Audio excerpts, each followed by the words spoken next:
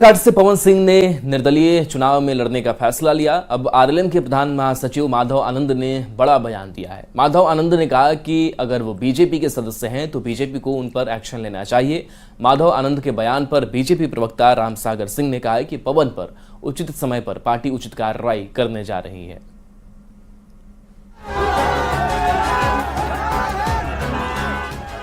और पवन सिंह के ऊपर तो उचित समय पर उचित कार्रवाई पार्टी करने जा रही है और पवन सिंह बुरी तरीके से हारेंगे।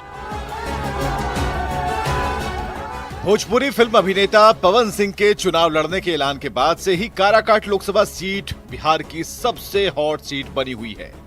बीजेपी का सदस्य रहते हुए पवन सिंह ने निर्दलीय नॉमिनेशन कर सबको हैरान कर दिया था। यही नहीं, कुछ ही दिनों बाद उनकी मां ने भी निर्दलीय उम्मीदवार के तौर पर पर्चा भर दिया। लेकिन नॉमिनेशन वापसी के आखिरी दिन पवन सिंह की मां प्रतिमा देवी ने अपना नामांकन वापस ले लिया। इसके बाद पवन सिंह समेत 13 उम्मीदवार चुनावी मैदान में बच गए हैं। नॉमिनेशन वापसी का समय खत्म होने के साथ ही अब ये साफ हो गया कि पवन सिंह चुनाव से पीछे नहीं हटने वाले। मतलब बीजेपी का सदस्य रहते हुए पवन सिंह बीजेपी समर्थित एनडीए के उम्मीदवार उपेंद्र कुशवाहा को चुनौती दे रहे हैं। पवन सिंह के काराकाट से निर्दलीय चुनाव लड़ने के सवाल पर आरएलएम के प्रवक्ता माधव आनंद ने बड़ा बयान दिया है। माधव आनंद ने कहा कि अगर वो बीजेपी के सदस्य हैं तो बीजेपी को उन पर एक्शन लेना चाहिए। बीजेपी के मेंबर हैं जो मुझे नहीं पता है तो स्वाभाविक है बीजेपी को एक्शन लेने की तो आवश्यकता होनी ही चाहिए। आरएलएम के प्रधान महासचिव माधव आनंद के बयान पर बीजेपी की प्रतिक्रिया सामने आई है। बीजेपी के प्रवक्ता रामसागर सिंह ने साफ कह दिया कि उपेंद्र कुशवाहा ही काराकाट से एनडीए के अधिकृत उम्मीदवार हैं। कुशवाहा की 2014 से भी ज्यादा मतों से जीत होगी। जहां तक पवन सिंह का सवाल है, पवन पर उचित समय पर पार्टी उचित कार्रवाई करने जा रही है। और पवन सिंह के ऊपर तो उचित समय पर उचित कार्रवाई पार्टी करने जा रही है और पवन सिंह बुरी तरीके से हारेंगे। पवन सिंह के चुनाव लड़ने से काराकाट की चुनावी जंग त्रिकोणीय हो गई।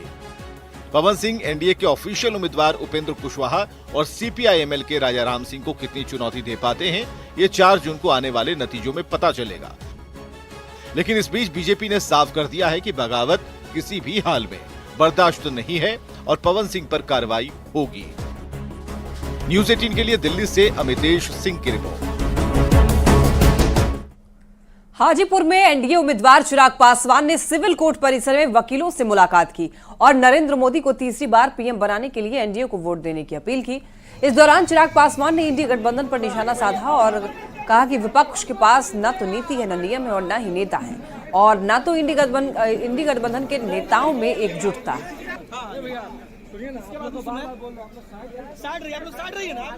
बिना नीति, बिना नियत के, बिना नेता के जिस तरीके से ये गठबंधन तथा कथित इंडी अलायंस महागठबंधन जो भी है ये लोग आगे बढ़ रहे हैं, ये इस बार ऑल टाइम लो पर कांग्रेस जाएगी। जिस तरीके से इनमें एकजुटता ही नहीं है।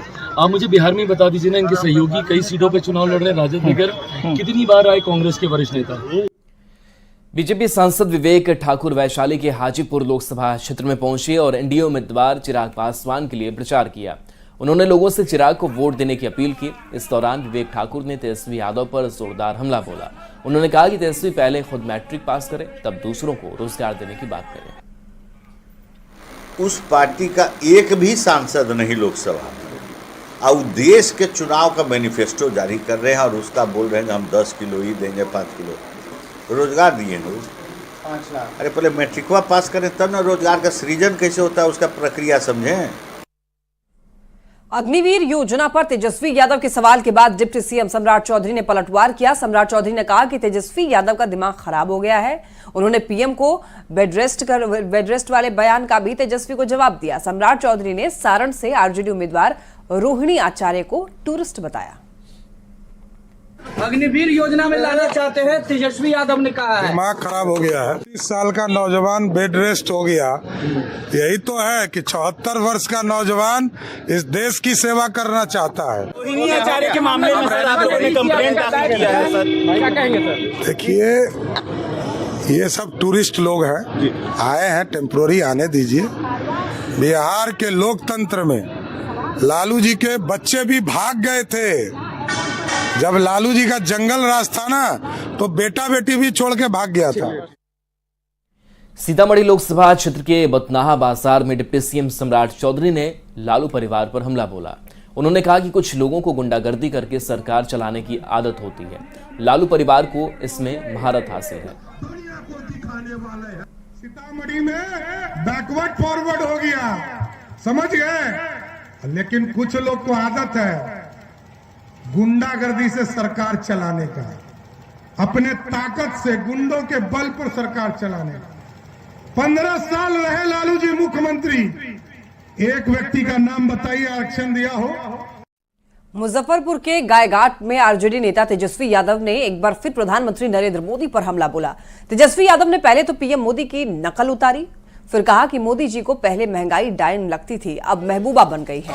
ये भाई को भाई से लड़वाना चाहते हैं। मंदिर मस्जिद का मुद्दा छोड़ करके मोदी जी को काम की बात करनी चाहिए। भाई बहनों, मोदी आएगा तो अच्छे दिन लाएगा। भाइयों बहनों, 15 लाख रुपए खाते में आ जाएंगे। बिहार को विशेष राज्य का दर्जा दे देगा मोदी। भाइयों बहनों, मोदी किसानों का आय दोगुना कर देगा।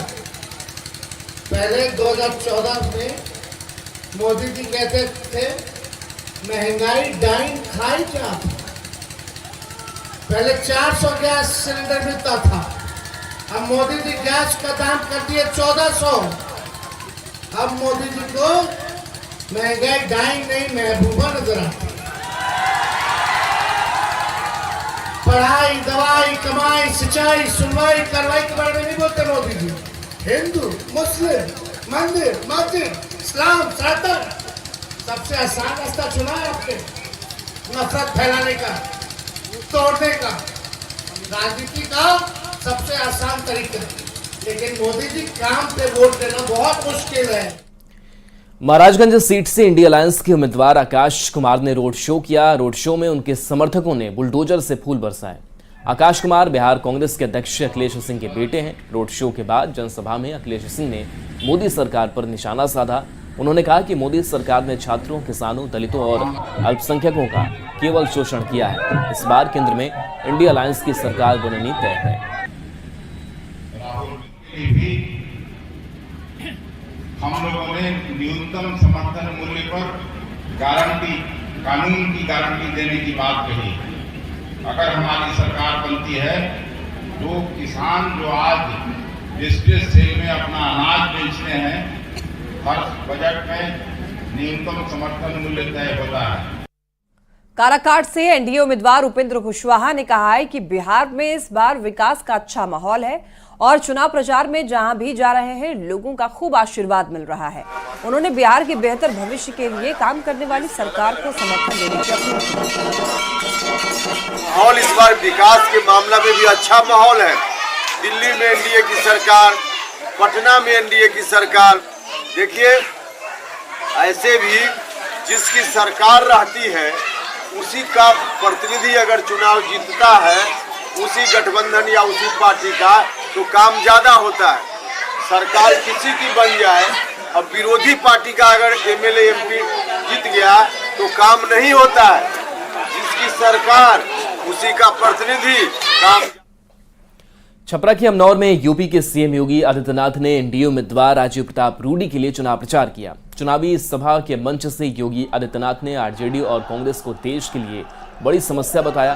साथ ही कहा कि इस समस्या का इलाज उत्तर प्रदेश में हो चुका है और अब बिहार की जनता के आशीर्वाद